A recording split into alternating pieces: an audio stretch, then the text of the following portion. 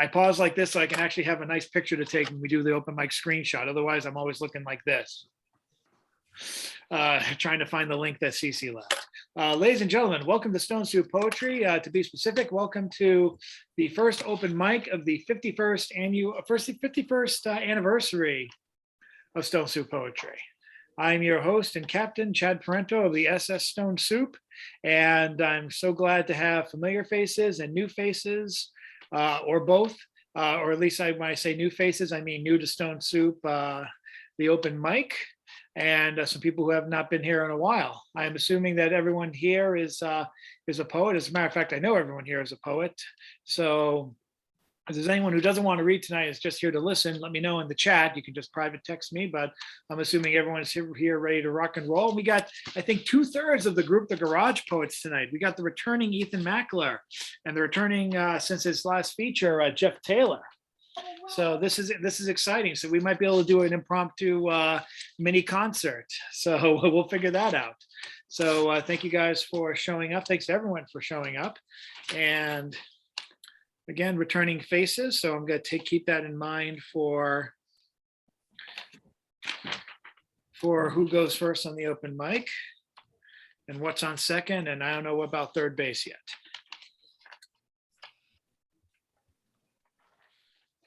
So glad you guys have made it past the pandemic. I'm so glad I might be able to have an announcement for you for the first live show.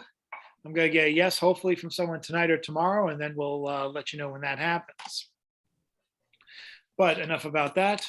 On with the show. We're going to start with someone who's been an open mic regular on all the open mics since I've known him and since I started going to open mics with the Cantab and other places. He is our orator extraordinaire. I hope he figured out who it was just as I was introducing him, because we've been around for a while in the same scene. We're not getting any older. Or I mean, well, okay, we're not getting any younger. I can pretend we are not getting any older, but you look at me in this haircut and you know that's not true. So I thought you were going to say that Genentech has finally figured out the fountain of youth. I only wish. I'm back in the secret of the fountain of youth is back up your files on hard drive. That's all I can do. If we go by my, because right now, if they reincarnate me, they have mostly my poems from since high school. I hope they don't just stop at high school. I might have my youth, but I'd be a real asshole then too. But enough of that, enough of me. Let us go to our orator extraordinaire, Mr. John Sturm. Let us begin with 3 epigraphs from Lazarus Long. Only a sadistic scoundrel or a fool tells the bold truth on social occasions. From William Butler Yeats. We had fed the heart on fantasies, the heart's grown brutal from the fair, more substance in our enmities than in our love. And from Benjamin Franklin. I never saw an oft-removed tree, nor yet an oft-removed family, that throve so well as those that settled be. William Butler Yeats, A Prayer for My Daughter. Once more the storm is howling and half hid. Under this cradle hood and coverlid, my child sleeps on. There is no obstacle but Gregory's Wood and one bare hill, whereby the haystack and roof leveling wind bred on the Atlantic can be stayed. And for an hour I have walked and prayed because of the great gloom that is in my mind. I have walked and prayed for this young child an hour, and heard the sea wind scream upon the tower and under the arches of the bridge, and scream in the elms above the flooded stream, imagining in excited reverie that the future years had come, dancing to a frenzied drum out of the murderous innocence of the sea. May she be granted beauty and yet not, beauty to make a stranger's eye distraught, or hers before a looking glass, for such, being made beautiful overmuch, consider beauty a sufficient end, lose natural kindness, and may be the heart revealing intimacy that chooses right and never find a friend. Helen, being chosen, found life flat and dull, and later had much trouble from a fool, while that great queen that rose out of the spray, being fatherless, could have her way, yet chose a bandy-legged smith for man. It's certain that fine women eat a crazy salad with their meat, whereby the horn of plenty is undone. In courtesy I'd have her chiefly learned, hearts are not had as a gift, but hearts are earned by those that are not entirely beautiful.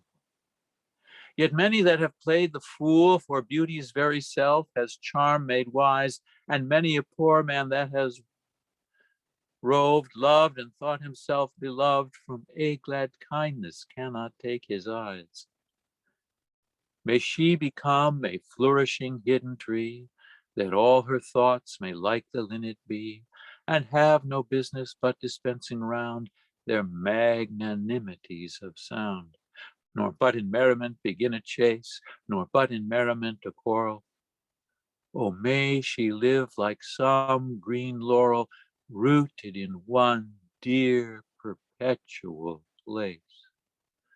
My mind, because the minds that I have loved, the sort of beauty that I have approved, prosper but little, has dried up of late, yet knows that to be choked with hate may well be of all evil chances chief. If there's no hatred in a mind, assault and battery of the wind can never tear the linnet from the leaf. An intellectual hatred is the worst, so let her think opinions are accursed. Have I not seen the loveliest woman born out of the mouth of plenty's horn, because of her opinionated mind, barter that horn and every good by quiet natures understood for an old bellows full of angry wind? Considering that all hatred driven hence, the soul recovers radical innocence and learns at last that it is self delighting, self-appeasing, self-affrighting, and that its own sweet will is heaven's will, she can, though every face should scowl, and every windy quarter howl, or every bellows burst, be happy still. And may her bridegroom bring her to a house where all's accustomed ceremonies, for arrogance and hatred are the wares peddled in the thoroughfares, how but in custom and in ceremony are innocence and beauty born. Ceremony's a name for the rich horn, and custom for the spreading laurel tree.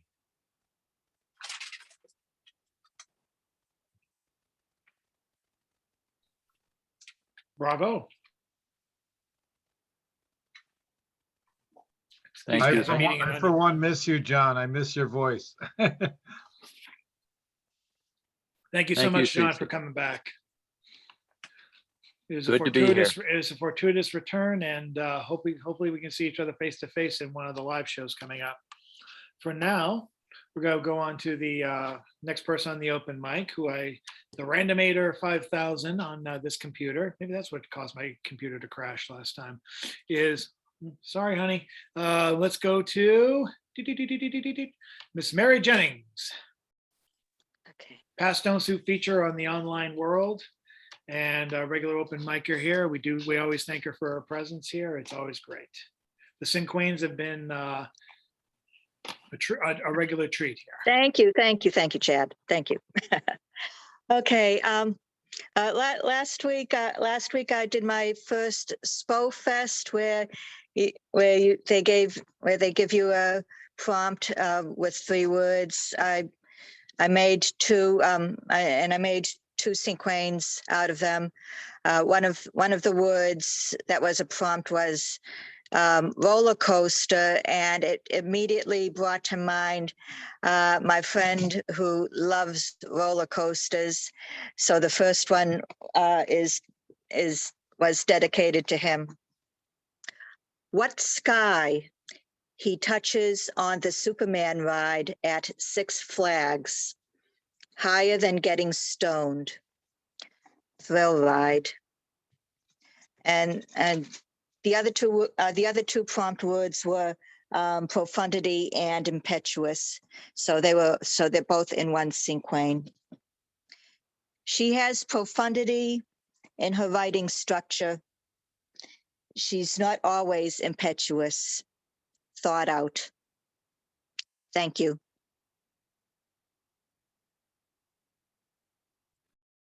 Thank you, Mary. I'm going to take a minute to bring in up one of our phone guests. And Nancy, this time I'm going to unmute you so you don't have to worry about a thing. So I'm going to press *6. You'll be unmuted, and we're going to hear from one of our first phone guests, one of two. I think you know who the second one is. But let's start with Miss Nancy Dotson.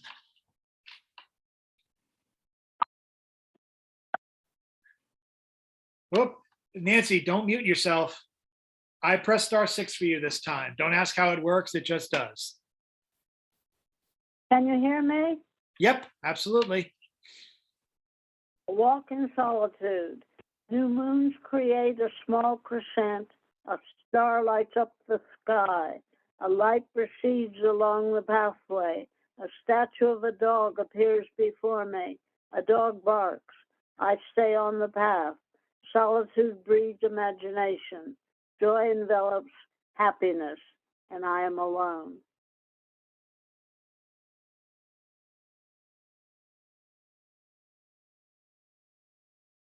Thank you so much, Nancy. That was great.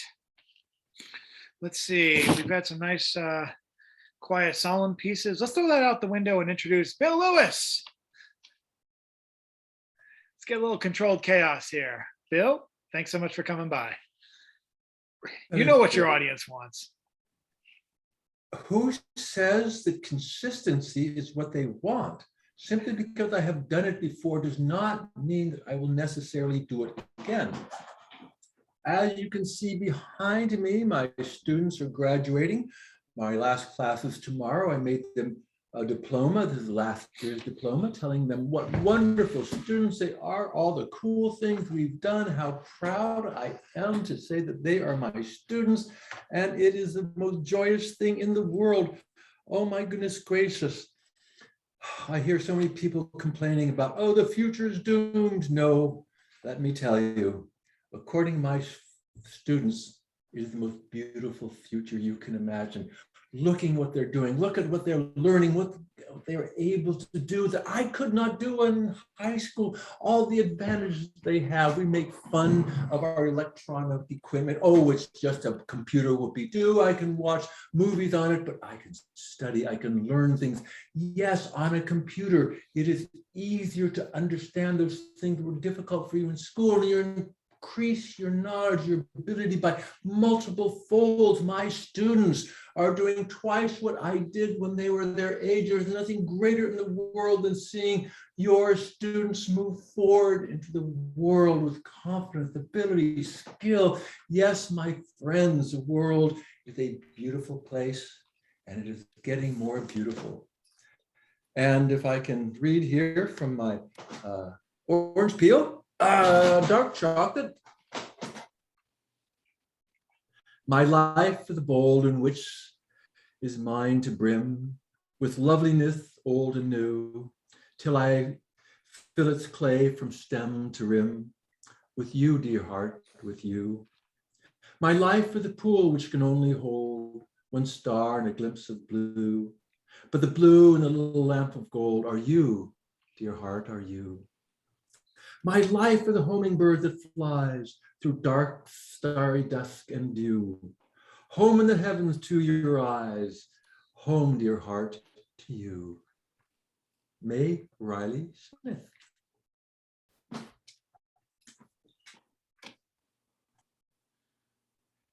Thank you so much, Bill. Let's see who we have next. The Randomator 5000 will tell me. We have a lot of nice people here tonight. Probably get a couple more people. I'll introduce two of the newer faces later, but let's, we missed her last week because she was going through a little chaos, I think, haven't we all this spring. Let's welcome up Patricia Carrigan, all the way from New York, of the Brownstone Poets. Thank you. I also have tooth problems, slowly getting my checks. Okay, the poem, Smoke Gets in Your Eyes, inspired by Miles Davis. Your match tries to strike this nasty woman. Your status quo burns for lust, and my honesty says no. Your sulfur dioxide smells more than petals, and my maverick thorns reject your pursuit. Your silly hearts and sayings try to incinerate my self-esteem. Your phone number on a matchbook has amnesia and turns to ash. Your smoke is weak, avoids insight. Your eyes watch the bouquet land at my feet. White roses fuel the bonfire. Thank you. Bravo. Thank you, Patricia. And let's see, one or two people asked to be seen closer to the end.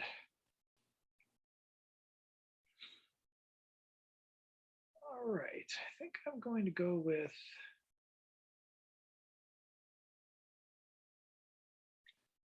the random Nader 5000 is going to go with, let's welcome up Kathleen Hulser. Applause, hey, thunderous applause. Here we go. Thanks. So I'm going to read something I wrote today. Let's see. That's actually a sonnet. Resists unfolding. Arrange all your dreams in hidden patterns, woven of fog and strands of gossamer, visible, shimmering, yet out of sight, while elusive defends its privacy. Still keeping close what resists unfolding, honoring helter-skelter's room to play. Unwitnessed chaos of thought scarcely formed, which can't be born in bright lit open air. Don't let it fester too long, lest you quail at yourself drifting over the waterfall.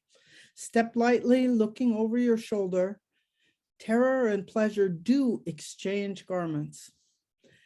Speaking makes thought cast in words too solid, yet delights in bringing dreams to the world.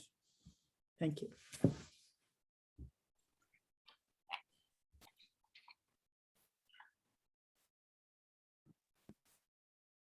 Thank you, Kathleen. And now we're going to go to, he's not a phone caller, but he never shows his face because he's afraid of what little left of his soul will get sucked out. Let's get a little bit of story, a little bit of poetry from Mr. Chris Fitzgerald. Chris, you can unmute yourself and we can get started.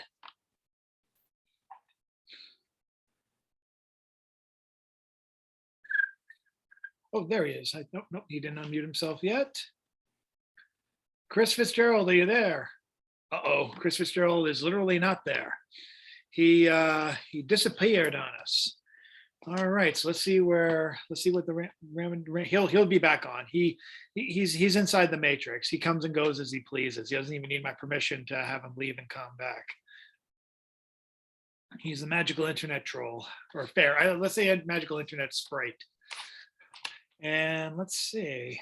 Oh, and sure enough, oh, I actually didn't require my position. He's losing his magical powers. The horror.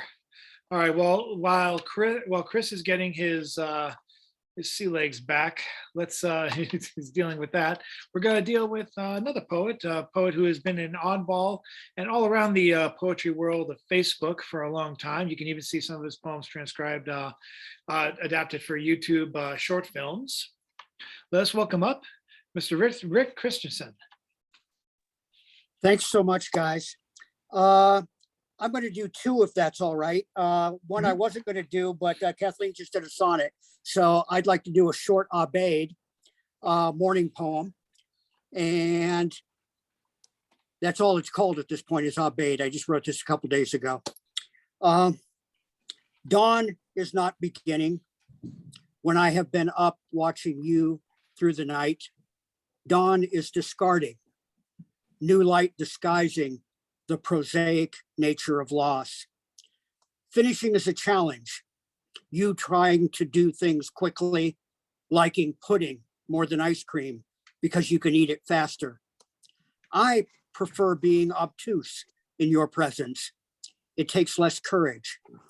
You were in my dream last night. We were in a balloon, not hot air, conventional helium or hydrogen. We had tanks and ballast. You were the navigator, and you wanted us to go straight over the mountains instead of zigzagging around them. I was dubious, but we followed your plan and arrived safely. I have no idea where it was that we arrived to, just that it was beyond the mountains and that we had made very good time.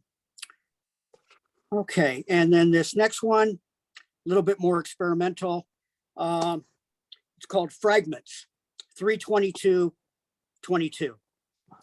1, my mother would disappear, sometimes for up to a week. I would shoplift groceries at the Ralph's in North Hollywood to feed my little brother and myself. It didn't feel like stealing. I always took a list. 2, I don't remember the movie by name. I was 8 or 9. I fell hopelessly in love with the beautiful dark gypsy princess. For the next 50 years, I was sure that I would find her in the bright eyes of every neurotic narcissist I dated.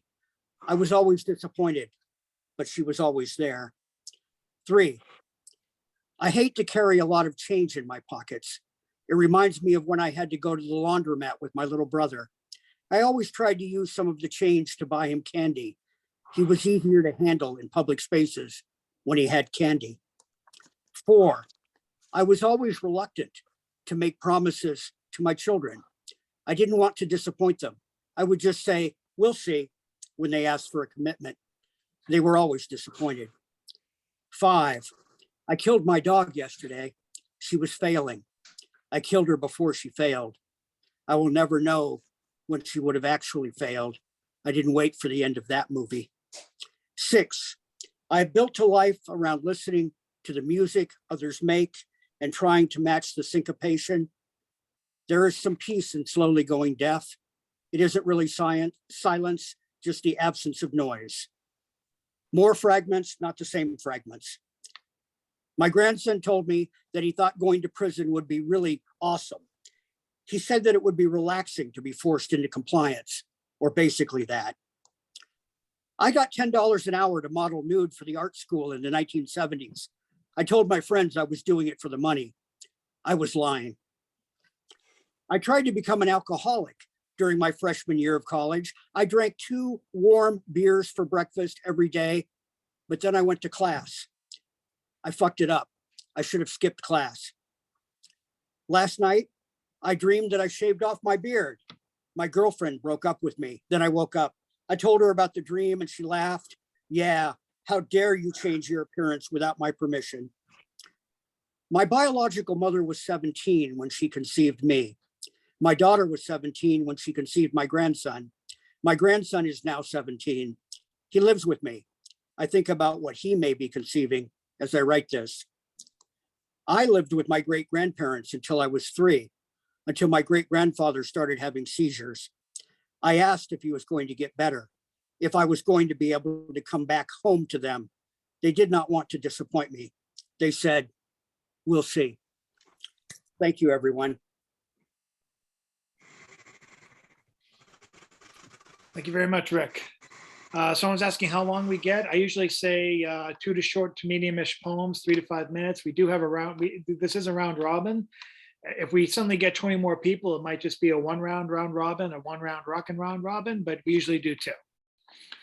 And the last, when we did the 50th Stone Soup anniversary, that was bogged down. I think we had at least 30 readers that day, if not 40. That was a bogged down day and a weekend. So I appreciate everyone making the time to be here tonight. Let's see who else would like to have a go. Let's look at, it looks like Chris Fitzgerald is unmuted. So Chris, if you'd like to have a go, I think we're ready for you. You hear me? Oh boy. I hear your Can you voice. hear me? Okay, Can you hear me? I can understand you now. In America, it always seems, okay, I didn't finish this piece. I was sick for 3 days. Sorry, but next week it'll be finished. In America, it always seems to come down to the conflict between small town and big city life. Take the 2016 presidential election as an example. New York City has been a center of American urban culture for 250 years. 50 years, New York had one of their own in the 2016 election.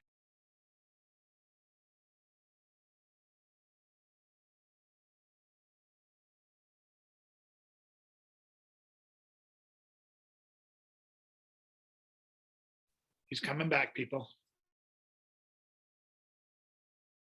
90%, 67% of the Trump diapers. As you can tell, I love New York City polls. The exquisite details sometimes bring tears to my eyes.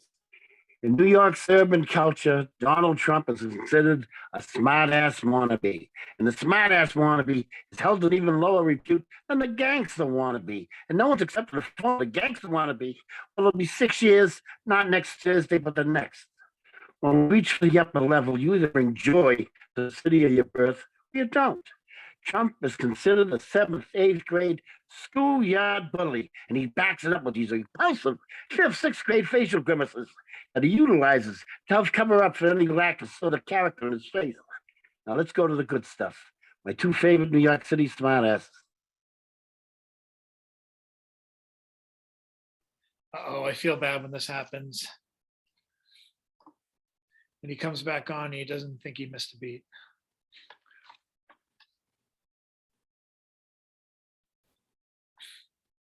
Hey,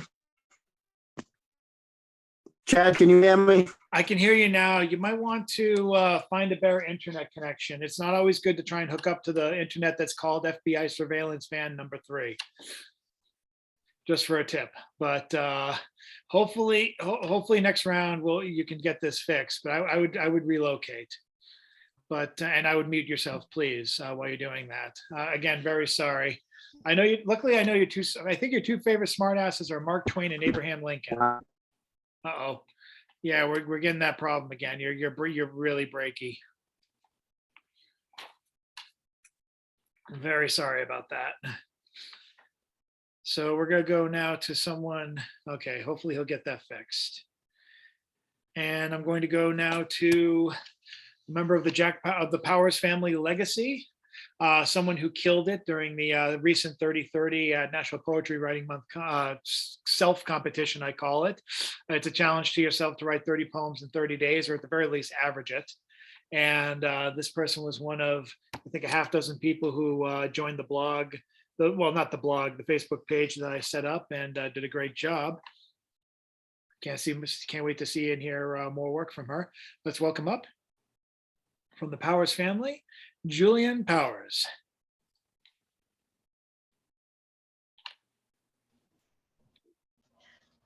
Thank you, Chad.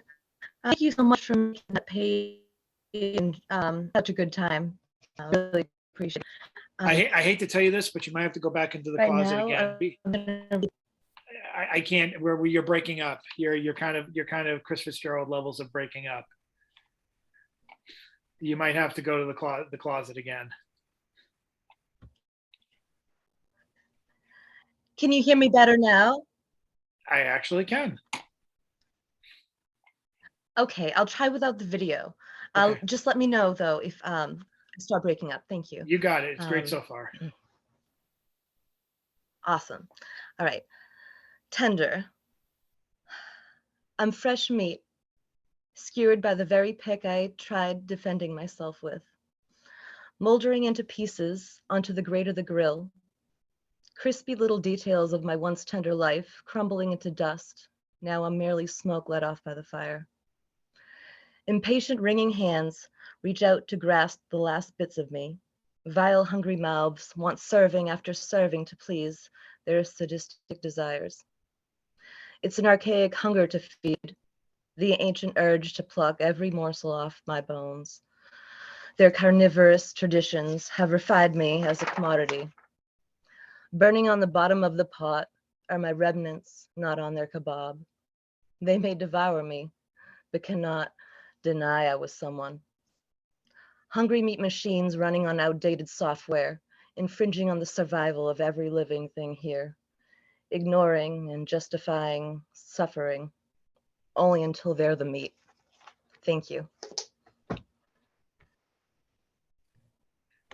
Thank you so much, Julianne. And I want to thank everyone who's been active in the comments. I do read them, even though I don't respond to them, but I'm so glad that everyone's been responsive from the beginning. Even when John was reading other people's poetry, he was like, everyone was complimenting, like, oh, that Yates, he's got to go someplace. He's got potential. But let's see who we have coming up next. I'm going to ask Mr. Jeff Taylor.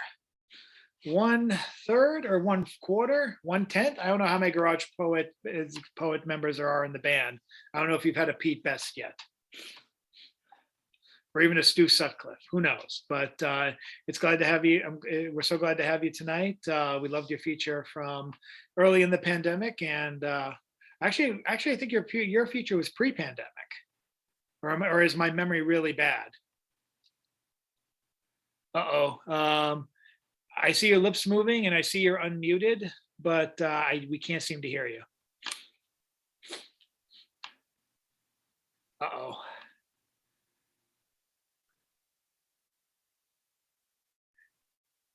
Is this the all acoustic album of the Garage Poets tonight?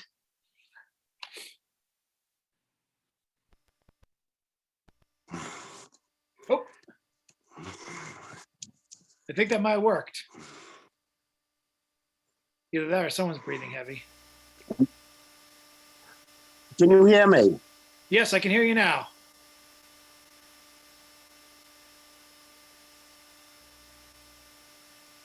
Oh no. What happened to, I said I could hear you now. You said, can you hear me? I said yes. And then all of a sudden we lost you again. What happened?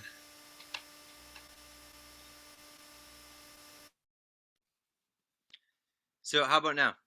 Yes, that's perfect. Keep going. All right, yeah, I had I have a microphone set up here, and I had to disconnect it. So Okay. now my regular laptop one, that'll work out. That's great. I'll figure out what the issue was. I might have broke the cable or something. I don't know. All right, so yeah, thanks a lot, Chad, for talking about the Garage Poets. It's me and Anna Jeffrey are the two poets, and then we've got Ethan Mackler with bass. We have had other poets sit in with us, but the main group is me and Anna. All right, so this one is American Brick's Struggle with Zeno's Paradox. The first brick refuses to buy a microwave. He says it's because of radiation, but I suspect he owns a toaster oven factory. The second brick became internet famous for getting smashed over the head with a vanilla milkshake. He tries to sell me a bottle of ivermectin, autographed by Joe Rogan. The fourth brick has a family history of being the fourth brick.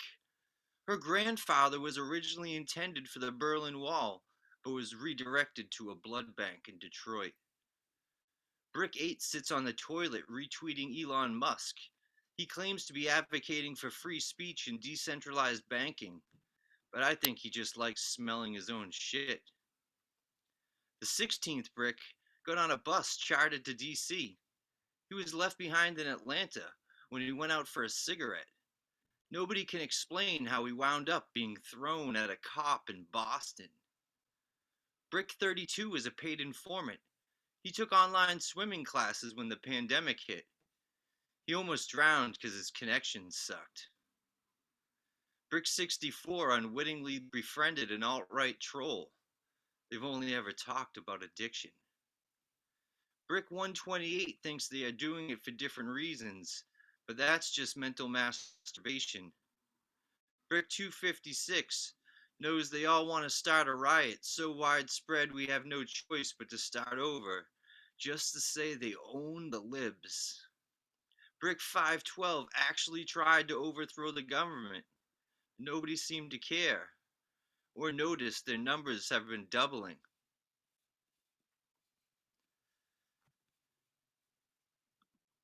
That's American Brick struggling with Zeno's paradox. Oof. Fantastic, sir. Oh, you couldn't hear me before, but my feature was when we were still in person.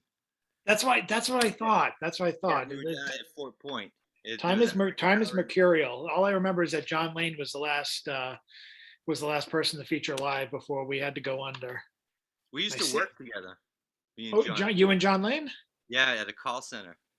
Ask him what he did, because ever since he featured, we've been stuck here. What did John Lane do, man? Well, I'll have to find out. I've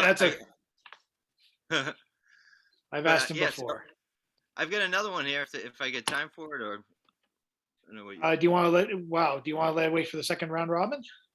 Sure, we can do that. All right, because I love this idea of dissident bricks or just or terrorist bricks. This is amazing. Oh wow. Let's now I just got to figure out where to go from there. Holy hell. Oh yes. Oh, now I'll drop in the chat. I have an open mic on Fridays on Zoom. I've been trying to get to that, but it's just for some reason Friday is my toughest day to set aside time. But hopefully, Yeah, you've done it a few times. So it's been good. I'm hoping to go again very soon. And his Garage Poets open mic is a lot of fun for everyone who's been there. It's not recorded, so you're just going there for the actual live. You got to be there to see it, to know it, to experience it. Experience. Generalissimo Brian Franco is our feature this week. Oh yeah, I saw that too. Yes, I'm looking forward to that. If I can go, which I hope you can. I can. I hope you guys do too. I'll try and put up a link in the Stone Soup page. Great. And now I feel the need to go to our next and final phone participant, who's been with us, who along with Nancy Dotson has been with us from the beginning.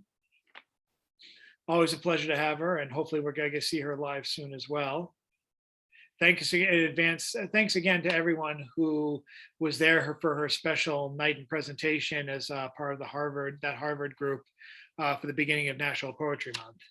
Let's welcome up Carol Weston of the Boston School, according to this presentation. Hi. Hey, Carol. I want to thank God. I want to thank these people.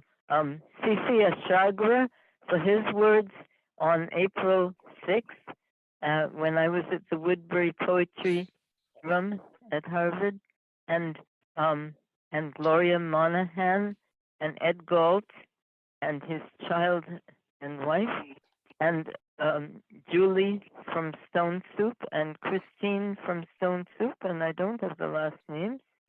And I need the addresses. Oh, I don't know what to do about that. Okay. Well, at least a quarter of that group was here to hear those thanks. So I think you're good. I'll pass some word over to Gloria. Thanks. Anyway, I'll read a little bit from Peace Fire. That was written like in 5 hours and 23 pages. I am in this race. I am a slow beginner, and when I mount the podium, the stars will come in whirlwinds. I walked fire-footed among the bands of children, and only their voices breathe with my heart, and their hands understand my toys. For the first touch of our hands on seashells must be maintained till death. Found stick on the sidewalk is our amulet, and the found light dancing on the stage of time is the blues of the inner wolf of our being, releasing breath long caught under the volcanoes of the earth, and we are the instruments through which it blows, our breath the volcanoes out of which it pours. We start from mouse size with a nose for candy, and we rise to God size with a hand for truth. We start in dust that wraps around our light. We are the nude light that does not dare undress. And what comes to us is our own. the spoon of plated silver found on the beach rocks of our childhood can feed us eternity. There is no pearl like slug in grass, or stinking ginkgo seed, or broken insect wing that does not matter on the glistening soil. There is no deep iron sunset on the cohag shell that does not matter. No world black whelk that does not play the music of the spheres. Thank you. Thank you so much, Carol. As always, hope to see you soon. Yay, Carol. Yay, Carol, indeed. And I'm going to bring up next, because the last two people often pair up, I'm going to bring, and because James Land Van Looy isn't here, neither is Jan. They both went traveling, and I miss them dearly. Hopefully we'll hear from them before the end of the month. Hopefully they're safe. They sent me a bunch of poems for their column. James sent me a bunch of poems for his column and has not resurfaced yet to say hi. So hopefully he will come up. But first we're going to introduce Mr. Jen. Oh, he has, I should definitely hype this. Oddball Magazine featured a poem from Jack Powers, a poem I recently rediscovered from his archives. And this man coming up actually took the picture that adorns the photo. You can see all the work and plus the work of Stone Soup regular Julie Marie Hoey at oddballmagazine.com today. Let's welcome and thank Mr. Ed Gentleman Galt.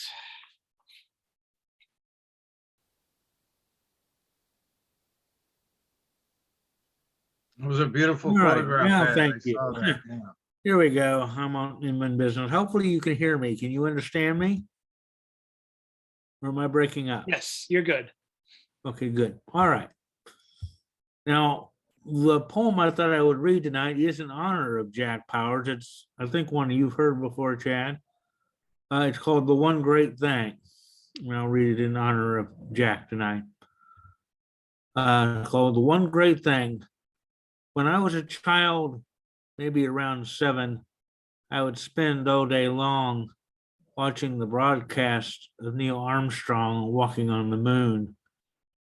Grandpa told me in the car that it was the first time anybody had ever walked on the moon. On the radio, I heard LBJ talk of ending poverty one day. I heard the things people had to say and wanted to be the president or the guy that walked on the moon. I wanted to do the one great thing. One little step for man, one big step for mankind. That kind of thing. I'd cure some disease like polio, as did Jonas Salk, or write something like Grapes of Wrath. I'd be invited on TV to talk. I'd be in the history books. At parties, people would gather around me and ask what I thought about stuff. Years passed, and somewhere along the way, people let go of their dreams and ideals, pursuing money in their careers. Subarus and McMansions.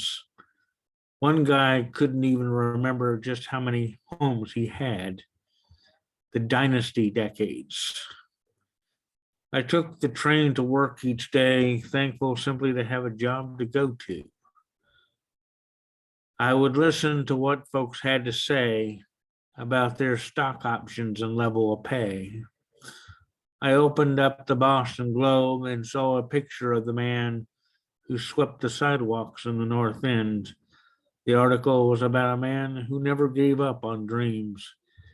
He started kitchens for seniors to eat, organized programs for learning to read, even free concerts on the Boston Common. It said, quote, he gave his own coats or gloves to those who were cold or in need, close quote. and with little thought to himself and memories of my own dream of the one great thing came rushing back. And who was it really for?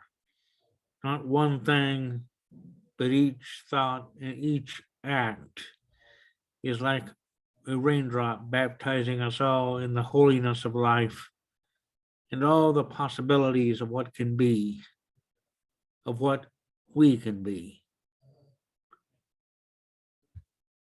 So, thank you. Thank you, Thank you Jack. very And much. thank you, Mr. Gold. And thank you for the photo today. I'm so glad that we were able to get that. Thank you. And now for a little bit of musical interlude, we're going to give another third of the Garage Poets his due. Let us welcome up Mr. Ethan Mackler. Thank you, Chad. And welcome back. It's been a while. We missed you. It has been a while, hasn't it? On the road with the Garage Poets. How can you be on the road and still be a garage? Now I'm Gallagher. How do you drive in a parkway and park in a driveway? It's really hard to figure out because although the word garage fits with the word poet a lot, I just can't figure out how you can match the words on the road with anything related to poetry. All right. Ask Kerouac. Jeff just chimed in, ask Kerouac. I think it was Jeff.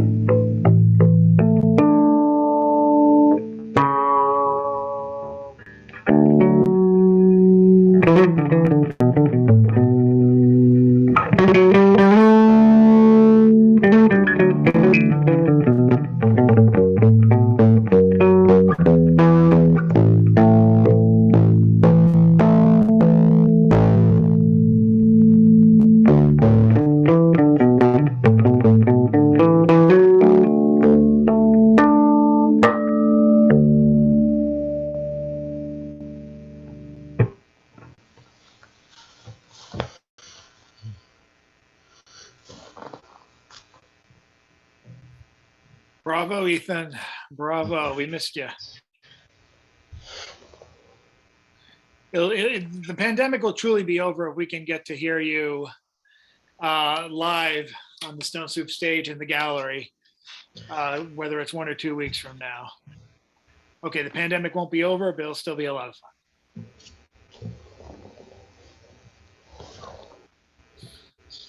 I'm checking to see if anyone is waiting in the waiting room. I'm glad everyone's stuck on and is hanging on. I am taking a minute because I have a whole bunch of crazy work that I've done as part of like the 30/30. So I feel it would be remiss if I didn't do, I don't always read, but I feel remiss if I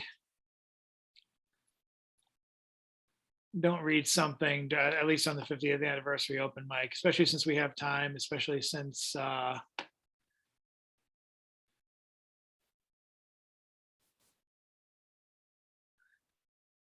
just wrote 30 freaking poems.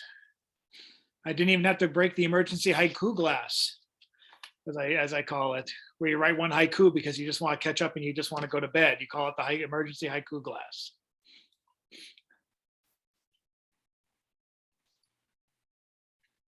That was a joke. It's true, but it's also a joke.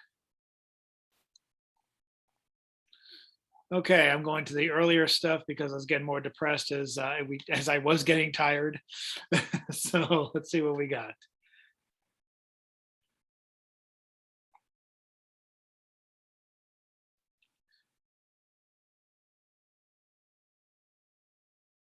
Okay, I have to take that back and edit that. I think I was depressed a lot last month, but I think I got one here. Just because I'm out, if anything, because I'm out of damn practice. If you can't tell how I'm stumbling over my words every second syllable. This one I wrote on day 8. It's called "Do the Legacy Lurch." Copy me like a Warhol for bigger canvas. Battle to outproduce myself. Bones tick, alarm set, unknown. Forever a photo finish. What outlasts self besides everyone? Couldn't tell you what that means. Okay, more importantly now, we're going to for the first round of this Rockin' Round Robin. Thanks so much for his past couple of weeks of pinch hitting, for setting up the meeting and hosting. And let's welcome up Mr. C.C. Ashagra. Yeah, that was absolutely no problem, and whenever necessary. I got a Zoom account and I push a button. So very recently, I just all of a sudden these 3 words hit me, and I have 20 poems in a new manuscript. They're short. I'm going to read 3 little ones, then I'm going to ask Ethan to do something with me if he wants to. And you could set that up. Can you do that with this computer, Chad? We've done it before. Anyway, Jack used to end every Stone Soup with "If the good Lord's willing and the creeks don't rise, we'll see you by and by." And so I looked up "by and by," and it was interesting. I just want to share this little thing from the internet. By and by is an American English adverbial phrase that means soon or long before. The etymology of by and by has its roots in Middle English with the original by and by, bi and bi phrase meaning one by one or at once. And today it's usually used like in a short while. So this second one has, this one has by and by in one of these little ones. So I'm going to read these 3 little 1, 2, and 3 from my new manuscript. Yet again, another one, Off the Earth. How dare you be, marrow moves, to even care if the bone is thinking it's hard? To feel weak as the earth is, dying soil, under the harm of man wanting more. We are afraid to leave, fear must frighten us, and yet we stand on the making of sand, lacking death's beauty. Number 2, time came and fell on its face, broke its mask, resulting in pieces of pure denial. Every fragment lies there. Number 3, being lost in real spaces where truths end, wandering to find 2 feet, imagining the ground only awaits you. To earn, life ends here. So those are 3 little ones. And can you, Chad, can you pull off doing the thing with Ethan? That's a yes? You mean pair you guys off on the same speaker thing? Yeah, I'm pinning you right now. Just give me Okay. 1 second. Here's my suggestion, Chad. Just give me one note, kind of go minimal and ethereal, and then when it's over, do your little beautiful outro thing, but keep it simple because I'm not sure how this is going to read. That's not a deal? Okay, give me a note and then I'll come in. Poetry can save lives. Poetry can heal where there are wounds. Poetry can bring peace to where there is violence. Poetry can heal and set free. The eternal hold of pain is. Pain is. Pain is. Poetry can unite where division is sowed by words or deeds or by and by faults done. Poetry can teach harm, it is harm. Poetry can wake reality to dream. Poetry can cure the voice, all languages, symbols, and vibrations, and sounds. Poetry is a living essence that has always been in the sea of silence here. Poetry can be abuse and still uncover the birth where abuse ends. Poetry can end war. Poetry can free imprisoned questions. Poetry can end racism. Poetry can end ethnic and religious hatred and their soul. Poetry can stop slavery from enslaving the mind. Poetry can let your own truths die and rest. Peace. Poetry can come home to you. To the universal now. Now. Now. Poetry can save lives.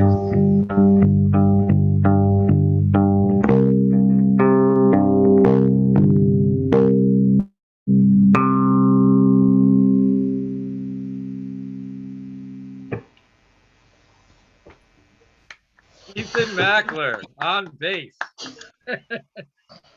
Very, very nice, people.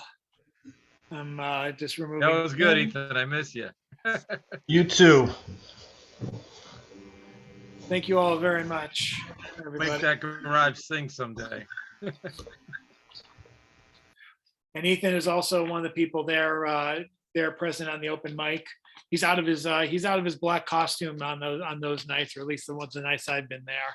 It's a dress down Ethan, but it's really worth going to the Garage Poets if you haven't gone yet, and I hope you do. And I hope Jeff left a link, and I hope I leave a link. I hope to remember to leave a link myself tomorrow or Friday to be a part of it, and I hope I can be a part of it this Friday. And with that, the Rockin' Robin goes back to, starts up at round 2 and it begins at the beginning. Let's bring up Orator Extraordinaire, Mr. John Stern, if he wants to do an encore. Walt Whitman, a noiseless, patient spider. A noiseless, patient spider, I marked how on a little promontory it stood isolated, marked how to explore the vacant, vast surrounding. It launched forth filament, filament, filament out of itself, ever unreeling them, ever tirelessly speeding them. And you, O my soul, where you stand, surrounded, detached in measureless oceans of space, ceaselessly musing, venturing, throwing, seeking the spheres to connect them, till the bridge you will need be formed, till the ductile anchor hold, till the gossamer thread you fling, catch somewhere, oh my soul. John Donne, Death Be Not Proud. Death be not proud, though some have called thee mighty and dreadful, for thou art not so. For those whom thou think'st thou dost overthrow, die not for death, nor yet canst thou kill me. From rest and sleep, which but thy pictures be, much pleasure, then from thee much more must flow. Soonest our best men with thee do go, rest of their bones and souls delivery. Thou art slave to fate, chance, kings, and desperate men, and dost with poison, war, and sickness dwell. And poppy or charms can make us sleep as well, and better than thy stroke. Why swell'st thou then? One short sleep past, we wake eternally, and death shall be no more. Death, thou shalt die.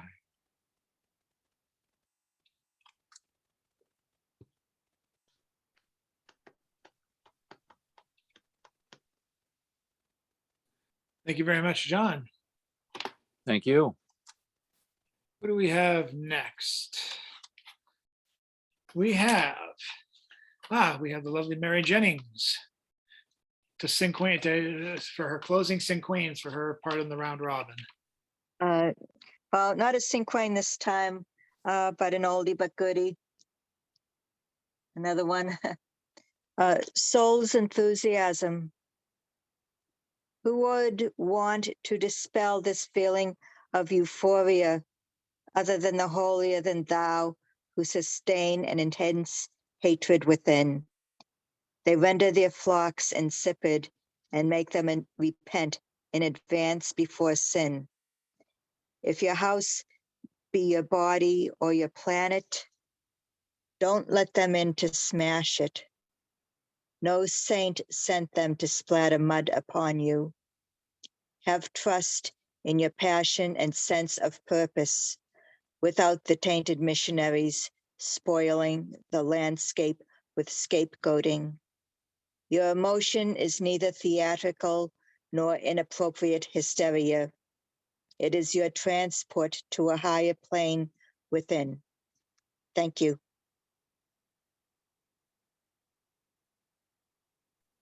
Thank you so much, Mary. And what do we have next? I believe we have next the lovely Nancy Dotson. Nancy, I'm going to unmute you. You don't have to press a thing. You are unmuted, Nancy. So time for your encore extraordinaire. Airy. I can't make it rhyme. Anyway, go on. This comes, dawn breaks on. Dewdrops here,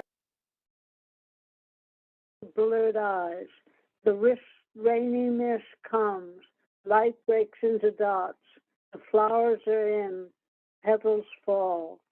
Mist comes, a rain torrent. Leaves fall, one cannot see.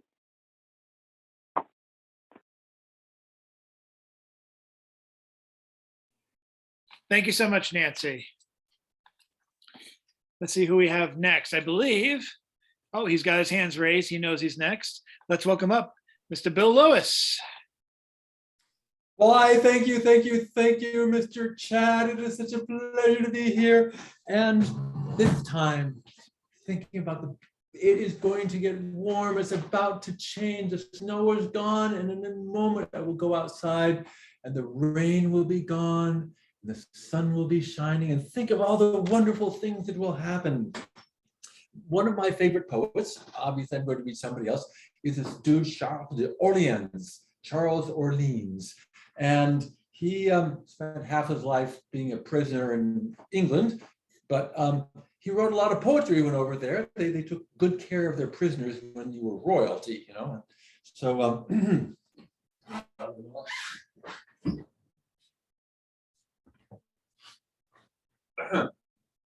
Le temps a laissé son manteau. The season has shed its mantle.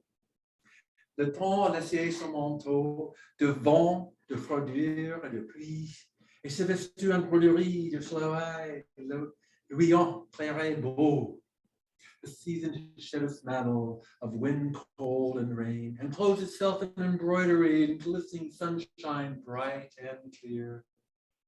Il n'y a bête ni oiseau qui en son jargon ni chante au cri. Le temps laissé son manteau.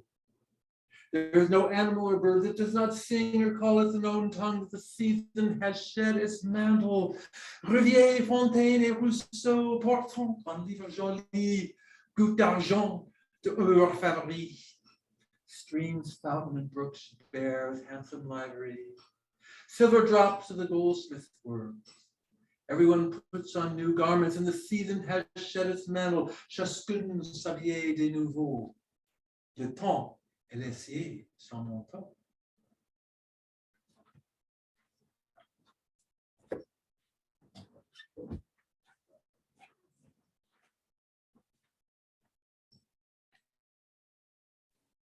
Vive la Bill. Okay, thank you so much, sir.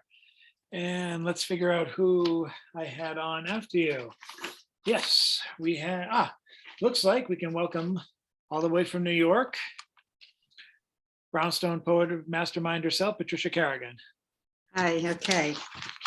This is like a work in progress, but it's written out of anger. New age junkies. Shift happens when pseudoscience preaches beyond the choir. New age starseed, indigo, crystal, or whatever junkies play video games with invisible aliens, manipulate their DNA already engineered by friendly and not so friendly aliens. They say we choose our lives and Earth is a school inside a jail. If we flunk, we repeat the course again, blame ourselves for accumulated trauma because it's always our fault. We're stuck in limitations, can't fight the system, while self-proclaimed old souls gloat with higher chakra hues, speak light-induced gibberish spoken by their higher selves. Their 5D is better than your 3D, with the latter doomed when the earth splits in two. Shift happens because New Age junkies claim that aliens have had enough, want to intervene at the bombs nuked Hiroshima and Nagasaki, but sat back and did nothing when indigenous colonization, when people were taken as slaves, when various holocausts happened because of religion, race, nationality, mindset, or gender. Shift happens. Watch the Matrix on the news. Move up to the next level. Everything is an illusion, even bills and rent. We can manifest until we cancel each other out. The earth is on fire. Blame it on karmic debt, on sci-fi soul contracts. Thank you.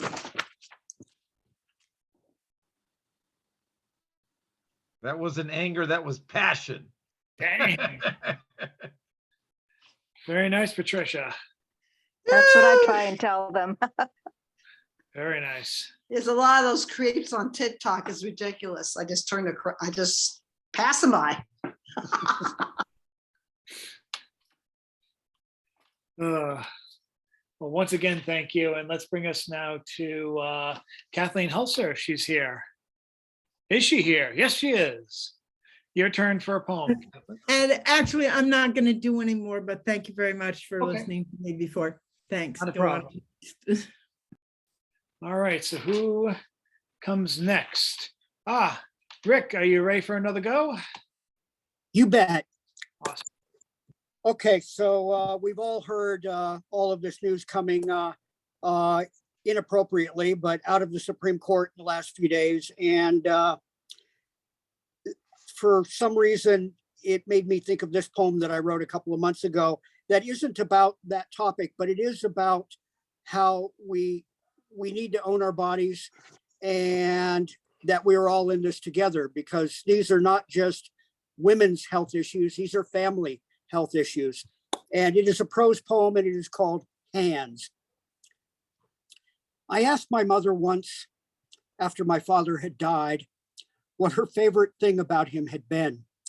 She sat and thought for a long moment. I watched the muscles of her face move as she considered the question. I knew her face. I could discern even shadows of emotion as she shifted expressions. She at first looked thoughtful, then wistful, and finally a look of satisfaction settled in her gaze. His hand, she said gently. I waited for her to say more, but her declaration had carried her inside of herself for a moment. Finally, she spoke. After the cancer and the mastectomy, the nurse had to give us detailed care instructions for the wound where my breast had been removed. There was a small tube sutured into the incision that extended out almost an inch. The nurse called it a drain. All of this had to be cleaned and rebandaged each day. It was not something I could do alone. Your father listened carefully to all of the instructions and watched the nurse dress the site with gauze and bandages. I was not able to make myself even look down to where my breast had been as she worked. I just looked at your father. Then we drove home. That night it was time to clean and redress the incision and drain. Your father didn't say anything. He just set out the bandages and gauze and other supplies on a TV tray he had placed next to the high back chair he had put near our bed. He led me to the chair and helped me sit down. He sat directly in front of me on a lower chair that positioned his face in front of my chest. I remember his hands, so large and rough from the garden, gently and almost delicately unbuttoning the front of my nightgown and removing the dressing from my chest. I would not look down. I felt the air where my breast should be. Your father's expression never changed as he worked. It was the same look he had on his face when he put finishing touches on one of his paintings. I focused on looking at his hands. I remember being so frightened that he would pull back or be disgusted by my hollow chest with a tube protruding. I can talk about it now. His face was only inches from my deformity. His hands worked gently but firmly. Feeling his hands on me reassured me, I think. I imagined him painting something beautiful. I always loved his hands. Thank you.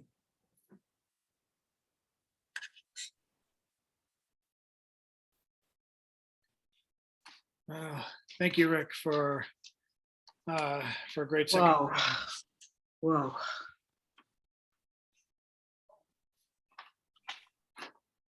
We're just to take a few more seconds, and we're all in this together, people. Yeah. I'm going to see if Mr. Fitzgerald is able to unmute himself and read. Chris, are you doing okay? Yes, I'm out in my driveway now. Can you hear me? I can hear you. Can you hear me? All right. Little 2-page when you have your first opening of the first live performance. And that'll be the second in New York City Smartass. Hey, Chris, if you could hear me, I think the louder you go, the more it breaks up. So go like a medium loud voice. I think that might be one of the issues. I'm not sure. It might be. In New York's urban culture, Donald Trump is considered a smartass wannabe. And the smartass wannabe is held in even lower repute than the gangster wannabe. And no one's accepted a phone call from the gangster wannabe. Well, it'll be 6 years, not next Thursday, but the next. Well, when you reach for the upper level, you either bring joy to the city of your birth or you don't. Trump is considered a 7th, 8th grade schoolyard bully. He backs it up with these repulsive 5th, 6th grade facial grimaces that he utilizes to help cover up the lack of any sort of character in his face. Now let's go to the good stuff. my two favorite New York City smartasses, both from Manhattan. The first one, a poor Jewish kid with all these brothers, helping with the family income at 13, 14, 15, who, even after he had become really rich, he didn't go to bed without checking to see the lights were turned off in the house. You just have to have the electricity turned off 3 or 4 times due to non-payment. The depression was tough. George Bernard Shaw called Groucho Marx the finest comic actor on the planet. My favorite line out of scores of favorite lines, Groucho in front of the audience. I have had a beautiful evening. A beautiful evening. But this wasn't it. Far from it. Thank you.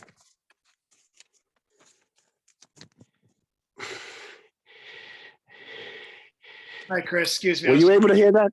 We were able to Were you hear able that. Thank you, Chris. Apologies for my delay. I was saying good night to my girlfriend who was sitting behind me this whole time. Apology accepted. She's enjoying she enjoyed all your work.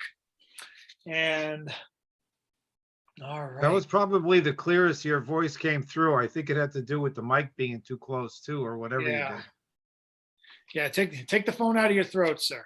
Anyway, let's go over now to Julianne Powers, keeping the Powers name going in the world of poetry. Can't wait to see more. Can't wait to hear more. As a matter of fact, we're going to hear more in 5 seconds if I ever shut the fuck up. Okay, Julianne, you're up.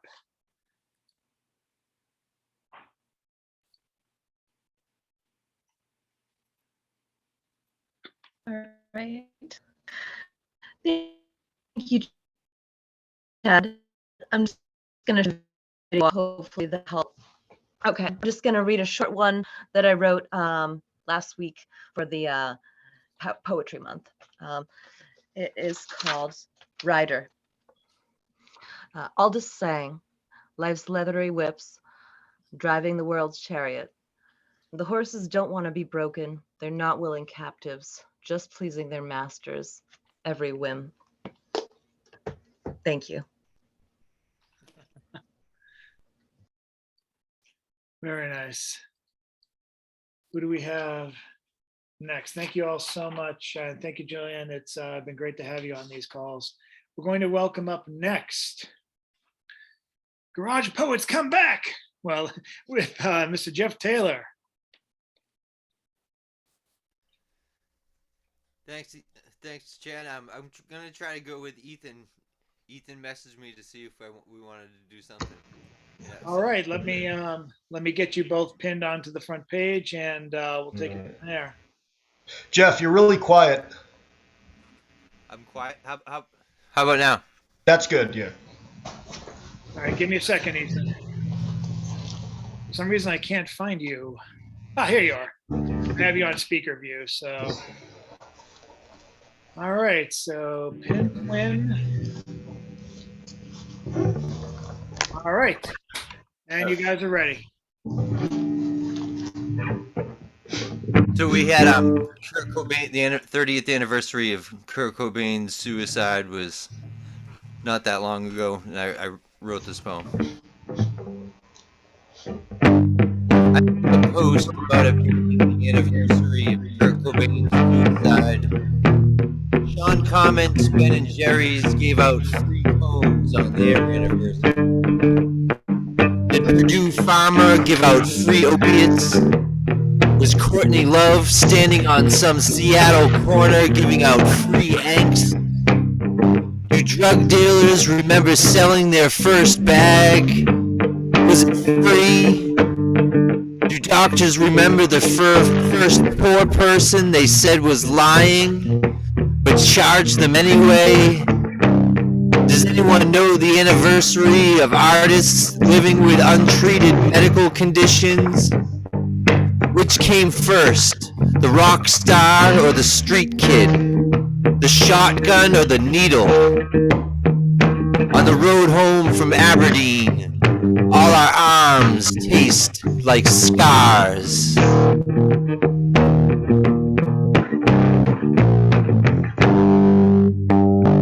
That was left to whole.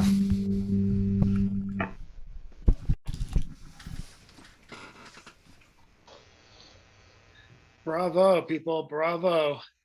I might try and take the musical segments and see if I can have them as individual segments on YouTube if you guys give me my permission. I'm not just talking about you, Jeff, but also Ethan, of course, and Cece. Yeah. Great. This is so glad this is happening tonight. And let's see who we have next on the we have the return of the one called Carol Weston. I'm going to unmute.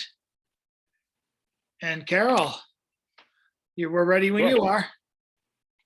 Okay, so I'm going to continue from Peacefire. How can I thank God I have been given a voice, while most of those who doubted their right to speak have died along the road? Their corpses make a music that propels my legs to dance. I bear their secrets, and their amulets are in my pockets as I walk toward the edge of the world where there is no more space for me to walk. There a world with room for everyone to speak? Is there a world where there is room for everyone to dance? Is there a world with room for everyone to eat the fruit of ripened dreams that drops into the upheld hand? The truth is what propels us to disrobe. The language of the wolves is singing through us. Houses shall be cleaned by the entrance of a piano with sympathetic vibrations to put into their places spirits of all inanimate things, and a tree shall guide them, and a crescent moon of quartz embedded in a sea rock from the beach shall pull them, and the houses shall be conducted by the plants that rule them, and the knives and forks and spoons shall follow in their dance. Thank you.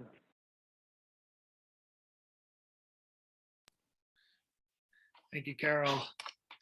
And it looks like we have up next to close us out, Gentleman Galt, for his second round of the round robin. All right. So this one is called the Berry Patch. Okay, and the Berry Patch.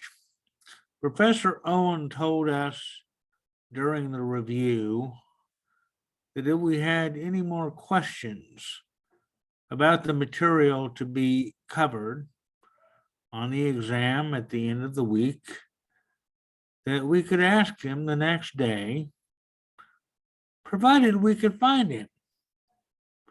It would not be easy because he had this secret place that he would go to pick berries. I knew where it was, though, the only place it could be, in back of 900 House. It was a frontier out there where anything could grow blissfully and unmolested.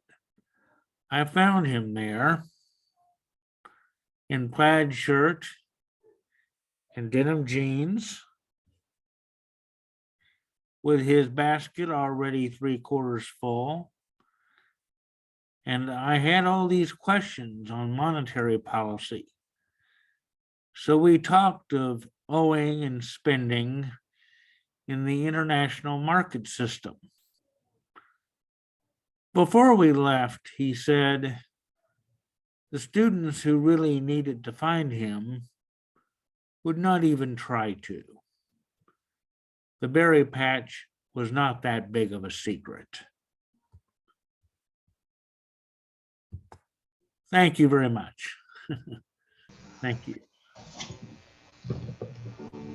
Thank you, Ed. Trying to get Chris back on. All right, well, we'll see what happens. One last poem before I get to our final two. Let's see which one I chose. Well, Chad, can I do a final? Oh yeah, okay. Oh, sorry. I didn't know if you wanted to do it back to back with him, but okay, yeah, let's have you go. Mr. Ethan Macro, ladies and gentlemen.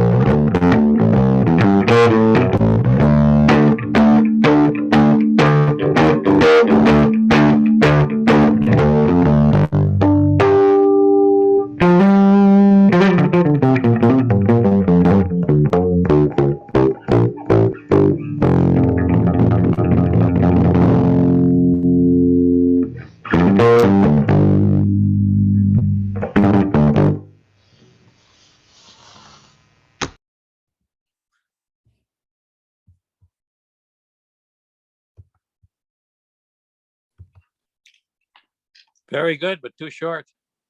That was the idea. Ethan's been working overtime. I don't think we've heard the last of him. Let's, okay, so. Looks like I was depressed the entire National Poetry Month writing challenge, but I do have one more that's not as depressing as the other 28. This one is called Place. This is actually written on day 2. I think I was even just having anxiety about finishing even then, such as me. Place. Winner's circle, a purity ring expired. I do not look good, last lap. Dog gone from top breed to workhorse glue. Race won by those who don't. Striders put down as too stringy to even eat by piecemeal. Work the road, it works you. Permanent record, scratched. And with that, we're going to go over now to a real closer, Mr. C.C. Chagra, who may or may not be accompanied by Ethan. He'll let us know, but we were having so much fun with the first round robin. Maybe he'll do it again. Maybe he'll tease it next time. If next time we're all in the same room together, or most of us are. Let's welcome up Mr. C.C. Okay, I don't know if you remember this one, Ethan. I used to do this at Stone Soup. It was one of my favorites. I am the whale of poems. Does that, you might recognize it as it goes along. It has the ability to kind of go loud and then soft. So I don't know how you want to set your amp there. All right, let's go here. Go ahead and eat me, for you are the reasons of teeth and claw. You are the cries reality is. You are a killer of whales, because you can, because you care not with your mighty ways. Because you are a hunger that feeds aimlessly. Because you love greed. Because your ego is sick. Because you die daily. Nothing. Just to exist. Because your mother is your food. Because you are lifeless. The heart of the world feeds you. Because your future is futile. Because your truth has no known equilibrium. Because you love these words. Because you feel them stab you. Because your extinction matters not. Because you want to be as brave as dying. Because you understand this poem still. You have no cause to own the deeds that you are. Because life's carcass holds no sacred value to you. Because you cannot kill yourself with your own reasons. You're a coward in oceans of selfishness. And I am the whale of poems, and you hate poems. And you do not even care if your own soul is hunted. For you are the predator who fears to admit you are the very same prey.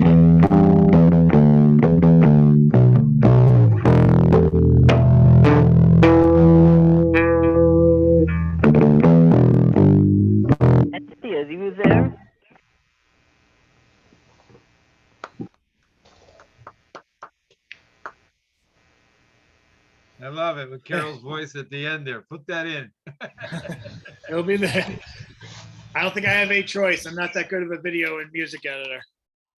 I'm sitting here thinking, okay, is he slowing down because he's about to end it? Should I hang on this until If I that get works, the ending right? that works two ways. Just turn on the empath and go. That was fun, guys. Thank you guys very much. And thank you very much for making this first gathering memorable. I hope to have some announcements as to who's going to be our first live feature and who will come next. Still trying to figure out the schedule as to what's going to happen as far as like live shows in the future and how many of these phone calls I'm going to have in the future. It probably won't be every week in the month, but at least be 2, if not 3. And I'm gonna try and do some extra shows for the rest of this month in May. So I'm gonna ask some questions. I'm gonna see what we can do, and hopefully I get to see some of you guys face to face. That would be my nice wish. So all I gotta say is keep looking at the Stone Soup Poetry Facebook group and check out stonesoupoetry.blogspot.com because that'll have the address of our gathering place, at the gallery in Seaport. It's been so long since we've been there. I forget the damn name every time I have to say it, but that's still our home if we want it, as far as I can tell. So hopefully that'll happen, and hopefully we'll be able to announce some gatherings soon. There's some people who have expressed desire to get together after being apart for so long. I hope we can make that happen, and I'm going to do my best to make that happen. Computer or no computer, mostly no computer, but you know what I mean. I'll do it for those that want to hang out and can't make it and are from far away. If you want me to help out, let me talk to you about that later on. Sure. And anybody that wants to I may do one at 2 o'clock and 4 o'clock because of Europe and stuff like that. It might be just a handful of people, but if you guys want to try the free speech individual at the video at the top there, or just send an email. And Stone Soup, please, Chad, use this little sample and make your Stone Soup is a community group. So Stone Soup is an open mic presentation. Gotcha. So call me and I'll give you the particulars on it if you want. I'll give you a call tomorrow. Beautiful. Thank you. I loved it. All right. Well, thank you. Thank you all very much. This is the part where we do the wave. 51 years of waving, not really. 51 years of poetry, 2 years of waving, of obsessive waving. Thank you all very much. Check out the Garage Poets coming up this Friday at 8 o'clock. I think they start late, so you can get there at like 8:30 and still have time to get into the open mic. At least that's been my experience, or I've been lucky. Yeah, no, we hang out and we do like a chat until 8:30, and then the feature starts at 8:30, open mic at 9. A lot of stuff going on Fridays for poetry, more than I ever thought you could fit. And more going on at Stone Soup. There's going to be some calls for submissions. I'm finally going to post online some brand new online magazines. Show the love there. If you have a Twitter account, start following the magazines. The literary magazine world on Twitter is very weird. They're holding fast despite what might be coming on in the world of Twitter. Yeah, Elon. Yeah, but check out magazines like OK Donkey, Rough Diamond Rough Magazine. There's a ton that I've been finding out about, and I hope you guys get to find out about them too through me and through checking out the regular Stone Soup links. Again, thank you all very much. Very appreciative of all of you being here. Can't wait to see you guys in one form or another. It can be like this every week, guys. All we need is you. Oh, and a kick-ass bass player. Have a good night, everybody. Night. Bye-bye. Show's over. See you next time. Bye, everyone. Thank you.